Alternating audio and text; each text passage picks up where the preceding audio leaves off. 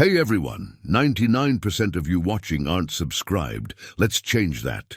Hit that subscribe button, and at 1,000 subscribers, we'll drop special stories just for you. Space has a way of erasing time. Out beyond the map trade lanes, past the shipping routes, past the mining colonies, past even the places desperate people still call civilization. There was only silence, not peaceful silence, not the kind poets write about, the kind that presses against your skull, the kind that makes you start talking to systems that stopped working years ago. I'd been out there too long. My name didn't matter anymore. Out here, I was just another scavenger, another ghost picking apart the bones of a dead network. The Orpheus drift creaked with every micrometeor impact, its hull a patchwork of salvaged alloys and questionable decisions. Life support flickered between functional and optimistic. The AI core had long since degraded into something resembling a stubborn assistant with selective hearing. And still I stayed, because out here, you either keep moving, or you start remembering things you'd rather forget. I was elbow deep in a dismantled comm buoy when the signal hit. At first, I thought it was feedback, my tools interfering with the ship's receivers again. A sharp burst of static cut through the cabin speakers, loud enough to make me flinch. Yeah, I hear it. I muttered, smacking the console, added to the list. But the noise didn't fade. It repeated, rhythmic, patterned, intentional. I froze. Slowly, I turned toward the main console. The display flickered, struggling to stabilize as the signal forced its way through outdated filters. Orpheus, you picking that up? I asked. A pause. Then the AI's voice, flat, slightly distorted. Signal detected. Origin, unknown. Format, degraded. Recommendation, ignore. I frowned. You recommend ignoring everything. Statistically optimal. Not today. I wiped my hands on my suit and slid into the pilot's chair, fingers dancing across the controls. The signal was faint, buried under layers of interference, but it was there, and it wasn't random. I isolated the frequency, boosted gain, cleaned the noise. The speakers crackled. Then a voice emerged, broken, fragmented, human. Any vessel receiving this is static, population stable, but static. No men remaining. Repeat, no men remaining. I leaned forward, heart pounding. No men. I whispered. The message continued, looping in uneven intervals. Adaptation protocols initiated viability uncertain. Do not return. Do not. Coordinates attached. Then it reset, over and over again. I sat back slowly, staring at the console as the message repeated. Orpheus, I said quietly. Run a timestamp. Processing. Signal origin estimated at 105 standard years prior. I let out a low whistle. That thing's been screaming into the void for a century. Correction, the AI replied. 1 century and 5 years. I ignored it. My eyes drifted to the coordinates blinking on the screen. Uncharted system. Far, very far. Beyond anything I planned to reach with a ship like mine. I should have shut it down right there. Logged it. Maybe sold the data. If I ever made it back to a station. That would have been the smart move. Instead, I replayed the message. No men remaining. Something about the way it was said stuck with me. Not just the words, but the tone. Not panic. Not exactly. More like resignation. And underneath it, something else. Something I couldn't quite place. I pushed myself out of the chair and paced the narrow cabin. This is how people die. I muttered. You hear a creepy old signal. You go check it out, and boom, space horror story. Statistically accurate. Orpheus chimed in. Not helping. I stopped in front of the viewport. Nothing but stars. Cold, distant, indifferent. I'd been drifting for months without seeing another ship. No voices. No traffic. No reminders that humanity was still out there doing anything. Just me. And the silence. Behind me, the message played again. Any vessel receiving. I closed my eyes. Yeah, I said under my breath. I'm receiving. I spent the next hour analyzing the data.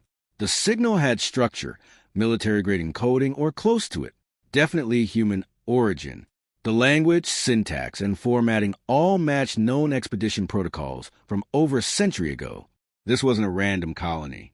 This was organized, funded, important enough to send a long-range beacon, which meant something had gone very wrong.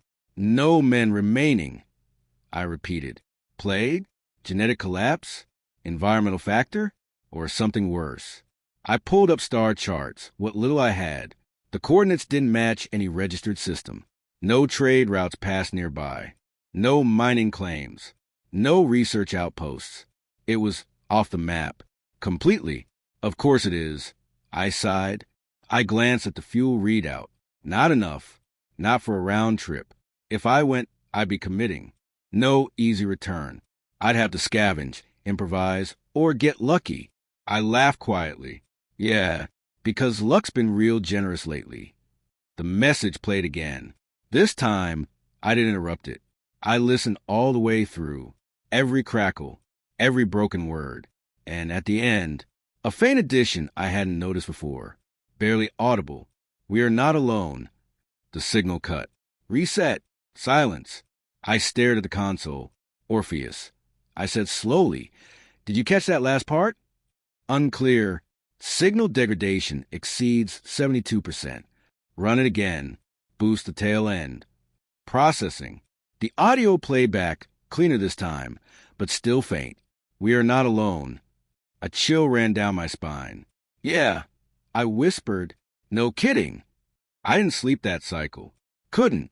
Every time I closed my eyes, I heard the message. Saw those words. No men remaining. Do not return.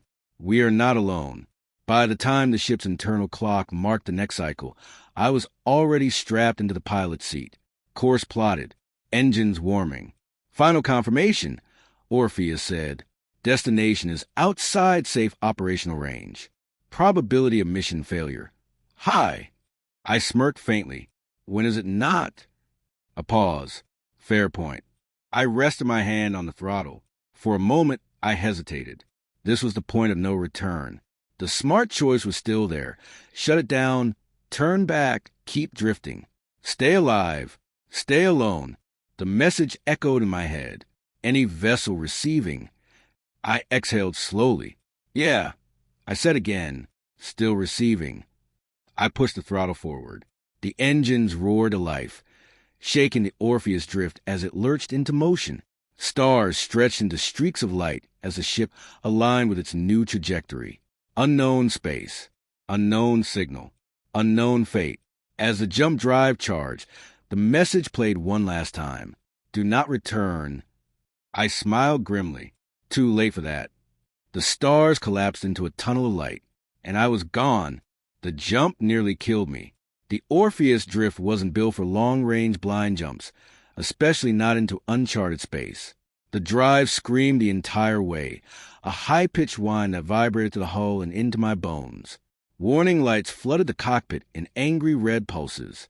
Structural stress exceeding tolerance. Orpheus droned. Hold together? I muttered, gripping the armrest as space-time twisted outside the viewport. Just a little longer. Then, silence. The stars snapped back into place. The ship lurched violently, throwing me forward against the restraints as the engines cut out. Jump complete, Orpheus said flatly. I sucked in a breath, heart racing. Status, multiple system faults. Hull integrity at 72%. Jump drive offline pending repairs. I let out a shaky laugh.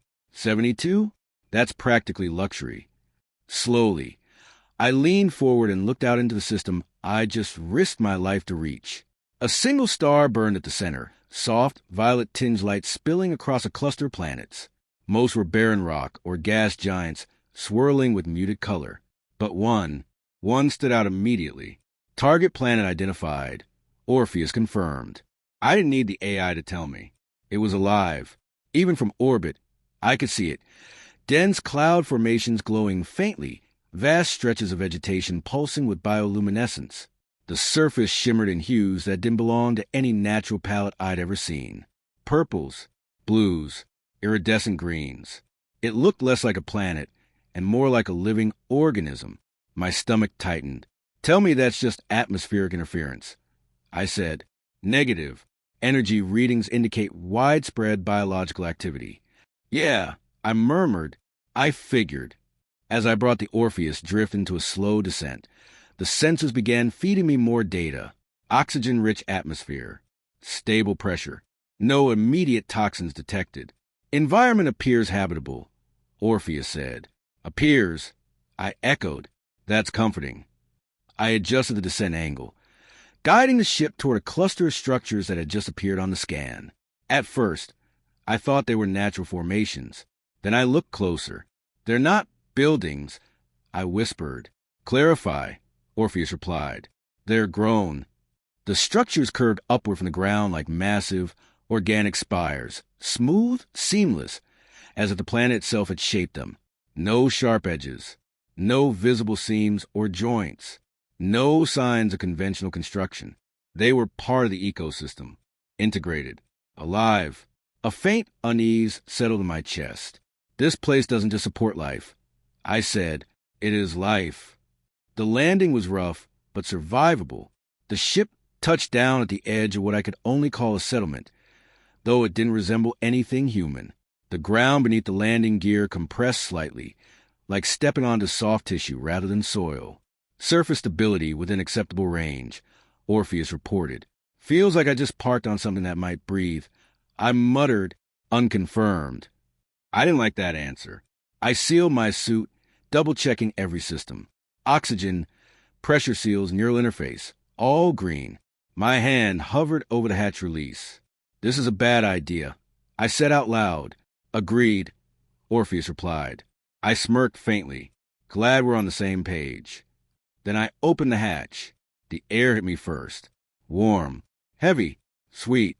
It smelled like overripe fruit mixed with something metallic, subtle but unmistakable. The kind of scent that lingered at the back of your throat. I stepped down slowly, boots sinking slightly into the ground. It gave under my weight. Not like mud, more like muscle. I froze. Orpheus. I said quietly, tell me I'm imagining that. Surface composition indicates dense organic material. Of course it does. I took another step. The ground pulsed faintly beneath me, not enough to throw off my balance, but enough that I felt it, a rhythm, slow, steady, like a heartbeat. I swallowed hard and forced myself to keep moving. The forest at the edge of the settlement loomed ahead, towering, alien vegetation that twisted upward in spirals, their surfaces glowing faintly with shifting patterns of light. Spores drifted to the air like snow, catching the ambient glow and scattering it in soft, shimmering waves. Beautiful, and deeply, deeply wrong. Visual anomalies detected, Orpheus said. Define anomalies. Bioluminescent patterns appear responsive to your movement. I stopped. The glow shifted. Subtle but unmistakable. Following me. Yeah, I said under my breath. I noticed. That's when I saw them. At first, they blended into forest, tall, slender shapes standing perfectly still among the twisting flora. Then one moved, and suddenly I saw all of them. They stepped forward in unison, emerging from the glowing trees like they had always been there, just waiting for me to notice. My breath caught. They were humanoid, mostly, tall, easily a head taller than me. Their bodies were sleek, almost delicate in structure, but there was a coiled strength in the way they moved. Their skin, it shimmered. Colors rippled across it in slow waves, deep blues, greens, flashes of violet, like living light beneath the surface. And their faces, I felt my stomach drop, smooth, featureless, no eyes, no mouth, no nose, just a blank, curved surface where a face should have been. I took a step back instinctively. Orpheus. I whispered, you seeing this? Visual confirmed. Unknown species. No immediate classification. Yeah, no kidding. They kept coming. Slow, controlled, deliberate, not aggressive, but not friendly either. They formed a loose circle around me, maintaining equal distance, their movements eerily synchronized, watching me. Even without visible eyes, I knew they were watching. I raised my hand slowly. Okay, I said, forcing my voice to stay steady. I'm not here to cause trouble. No response. They didn't move, didn't react, just stood there. The silence stretched. Then one of them stepped forward. She was taller than the others. The colors beneath her skin were more intense, brighter, shifting faster. Important, or dangerous, or both. She stopped just a few feet in front of me, and then her face changed. The smooth surface split, not violently, gracefully, like petals unfolding. Segments peeled back to reveal something beneath, soft, intricate, almost floral in structure. A mouth, or their version of one. I felt my pulse spike. Yeah, I muttered, "That's worse." She leaned closer, close enough that I could see faint patterns moving beneath her skin, like currents flowing through her body. Then she spoke, not with sound, with thought. It slammed into my mind like a wave. "Male!" I staggered back, clutching my head. What the word echoed, reverberating through my thoughts. Heavy, loaded. I looked up at her, breathing hard. You're in my head." No response, but the word came again, stronger, clearer. "Male." This time, it wasn't just a statement. It was recognition, and something else. Something that made my skin crawl. The others reacted. Their bodies lit up. Colors flashing rapidly now, shifting from calm blues to sharp streaks of crimson and gold. The air felt different, charged, alive. I took another step back. "Okay," I said, voice tight. "You've identified me. Great. Now maybe we talk about why your planet's been broadcasting distress signals for a century." The leader tilted her head slightly. The colors beneath her skin pulsed faster. Then another thought pushed into my mind. Not a single word this time. A feeling. Hunger. Not physical. Not exactly. But close enough that my instincts screamed the same warning. "Run." I forced a shaky smile. "Yeah," I said quietly. "That's not a good look." The circle tightened. Just a fraction. But enough. My heart started pounding. "Orpheus." I whispered. "I think I just made a very bad first contact." "Assessment aligns," the AI replied. I swallowed hard, eyes darting between them. Every single one of them. Watching. Waiting. The leader stepped closer.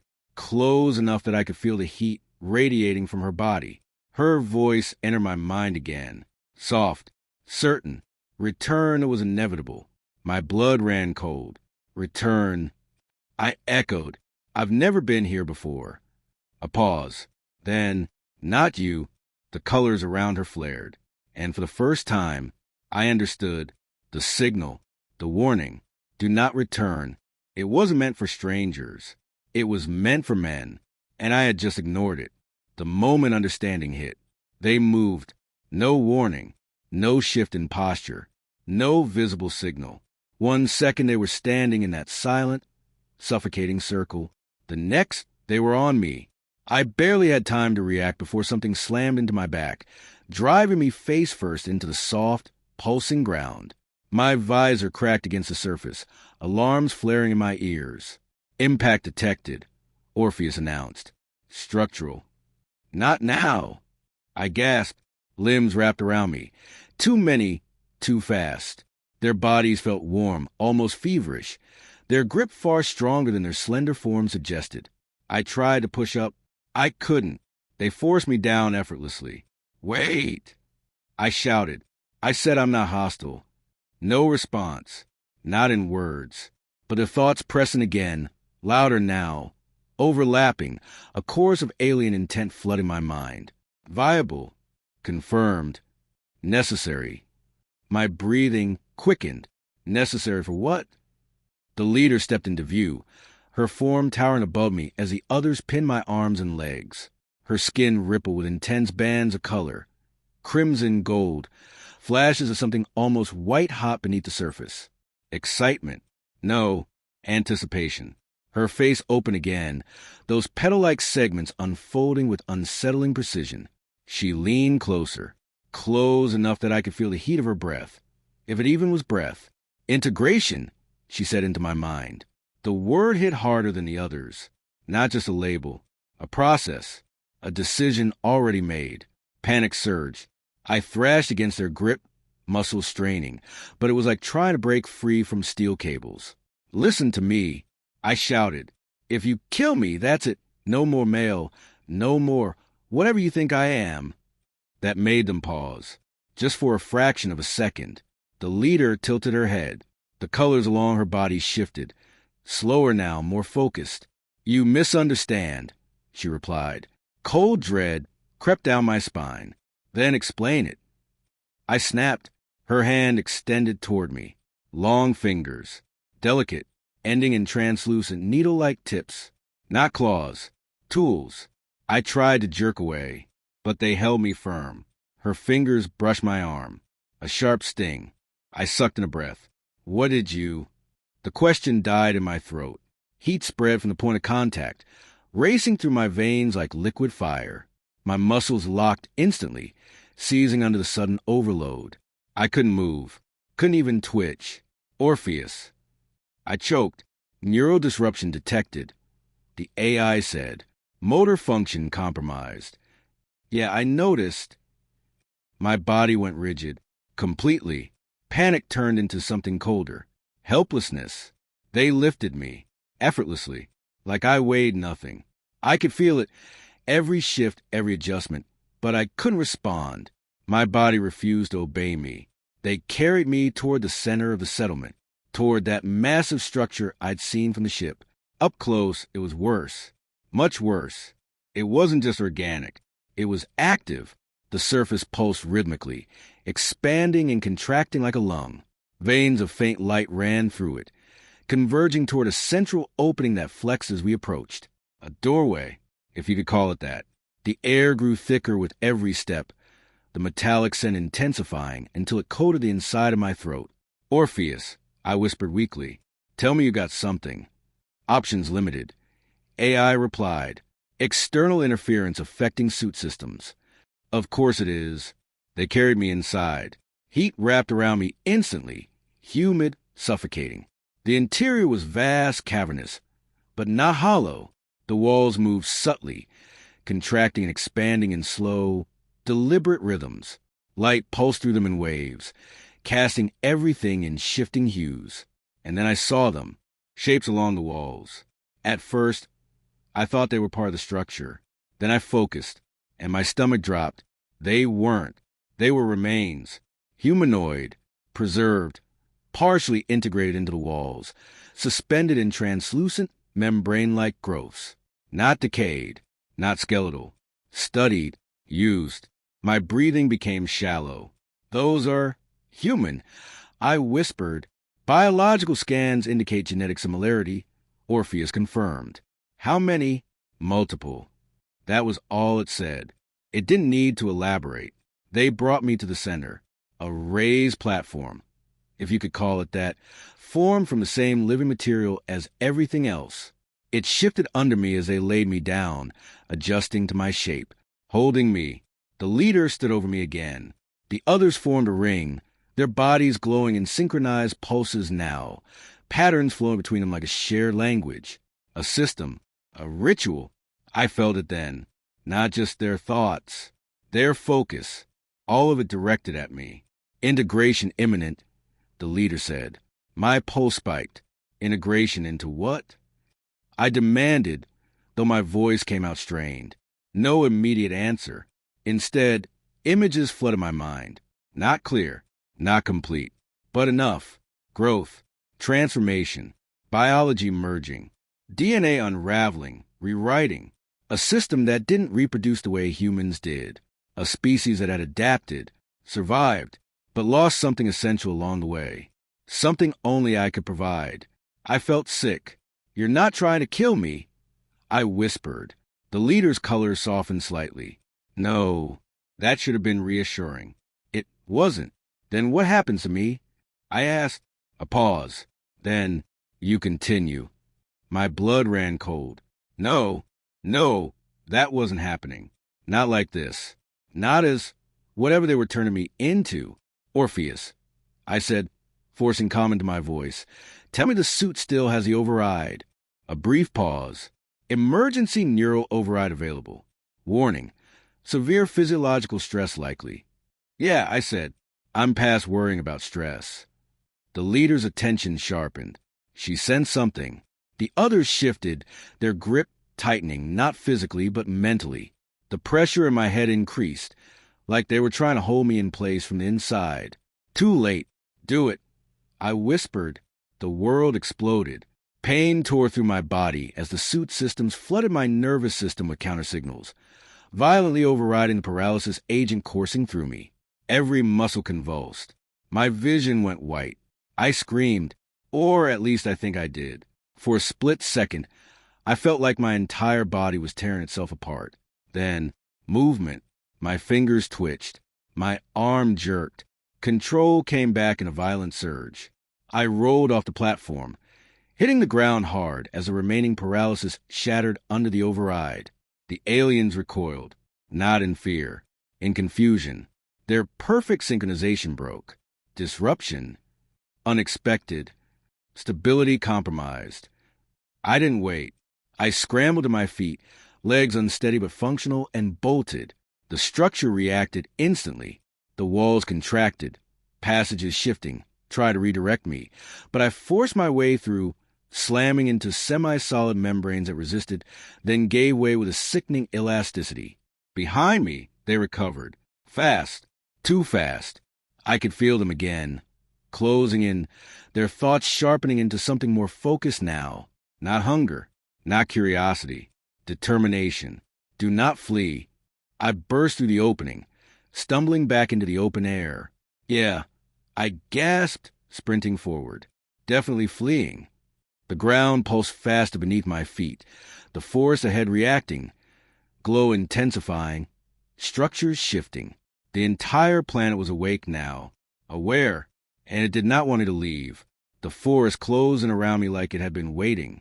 Branches twisted as I ran past, their surfaces glowing brighter, faster, reacting, tracking. The drifting spores thickened in the air, clinging to my visor, smearing the world into streaks of violet and blue. Behind me, them. I didn't need to look. I could feel them. Their thoughts weren't scattered anymore. No confusion. No hesitation. Unified. Focused. Hunting. Do not flee. You are acquired. Processing complete. Yeah. I panted, pushing harder. Story of my life. My legs burned. My lungs screamed. The residual effects of whatever they'd injected into me hadn't fully worn off. My movements felt just slightly out of sync, like my body was catching up to itself a fraction too late. Not ideal when being chased by a planet. The ground shifted beneath my feet. Not metaphorically. Literally. It rippled outward in waves, like something massive moving just beneath the surface. I stumbled, barely catching myself before going down. Orpheus. I shouted, "Tell me you've got a path." Navigation compromised. The AI replied, "Terrain is actively reconfiguring." Of course it is. Ahead, the trees twisted together, their trunks bending unnaturally, weaving into a solid barrier that hadn't been this icons before. I skidded to a stop. Seriously. Behind me, the glow intensified. They were close. Too close. I turned sharply, scanning for another route, and froze. They were already there. Not all of them, but enough. Half a dozen figures stepped out from between the shifting trees, their bodies lit with rapid pulses of crimson and gold. Their movements were no longer slow or measured. Now, they were precise, efficient, predictive. They knew where I was going before I did. I backed up slowly, heart hammering. "Okay," I said, forcing my voice steady. "Let's talk this through." The leader emerged behind them. Of course she did. Her presence hit harder than the others. Her thoughts clearer, stronger, pressing into my mind with undeniable weight. You resist necessity. I swallowed. I prefer the term self-preservation. She stepped closer. No rush. No need. You misunderstand outcome. Then explain it better. I snapped. For a moment, everything stilled. Even the forest seemed to pause. Her colors shifted. Slower now. Deeper hues rolling beneath her skin. Then she showed me, not words, not exactly, Images, sensations, a history, their species, one something closer to human, or at least closer to balanced. Two halves of a whole, then loss, gradual at first, then absolute, no more males, no more natural reproduction, extinction inevitable, unless adaptation. They changed themselves, rewrote their biology, learned to replicate, to sustain, to evolve without what they had lost. But it wasn't perfect. Something essential was missing: diversity, variation, the spark that drove change instead of repetition. They had survived, but they had begun to stagnate. And then, the signal, a desperate call sent into the void, not just for rescue, for solution. And now, me, a variable, a resource, a catalyst. The vision snapped away. I staggered, breathing hard. Yeah, I said hoarsely, I got it. She watched me, waiting, understanding, but not caring, not in the way I needed. You don't want to kill me, I said slowly. No, you want to use me. A pause. Then, yes. At least she was honest. I let out a shaky laugh. And you don't see why I might have a problem with that. Her head tilted slightly. You continue. Not as me. I shot back. Silence. Then, you persist. I shook my head. That's not the same thing. The ground shifted again, this time more violently. Ahead, the forest floor split open with a wet, tearing sound. Something massive rose from beneath. An organic structure, thick and ridged, twisting upward like a living wall, blocking my path, sealing me in. I turned slowly. They had closed the circle again. Dozens now, maybe more, their bodies pulse in perfect synchronization, light cascading across them in hypnotic waves. The air hummed with it, with them, with the planet itself. There was no way through, no way around, only one option left. My hand moved slowly to my belt. The remote, small, worn, scratched from years of bad decisions. The fail-safe. I hadn't planned to use it, because using it meant no second chances. I glanced toward where my ship sat beyond the trees. If I triggered it, the Orpheus drift would overload, violently, a chain reaction that would take a good portion of this living nightmare with it, including me.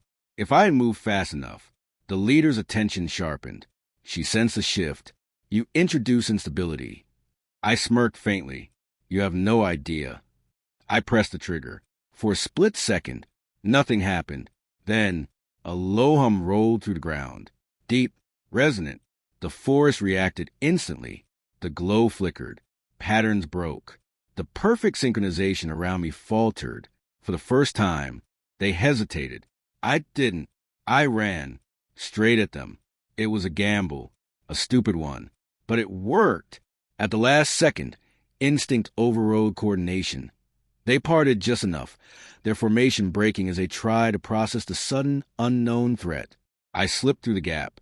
Behind me, their thoughts surged, no longer calm, no longer controlled. Unknown. Threat escalation. Contain. Too late. I shouted over my shoulder. The hum became a roar. Through the trees, I saw it, my ship, engines flaring, hull glowing as the overload sequence pushed every system beyond its limits. Orpheus. I yelled. Manual override. Open hatch. System integrity compromised. The AI replied. Recommend immediate boarding. Way ahead of you. The ground fought me every step of the way. Tendrils burst upward, snapping at my legs. The surface buckled, trying to throw me off balance. I stumbled, fell, rolled, got back up, kept running. Behind me, they were coming again, faster now. No hesitation left, only urgency. Stop. You endanger continuity. You are required. Find someone else. I gasped. I reached the ship. The hatch was already opening, steam hissing as overheated systems vented excess energy. I didn't slow down. I launched myself forward, grabbing the edge and hauling myself inside just as the first shockwave hit. The explosion was blinding, A surge of white-violet light tore through the forest, vaporizing everything in its path. The ground convulsed, the living structures rupturing under force. The ship screamed as the blast wave caught it, throwing it upward. Hard. I slammed into the cockpit wall, barely managing to strap in as systems failed one after another. Hull integrity critical, Orpheus reported. Atmospheric escape trajectory unstable. Just guess out. I grunted.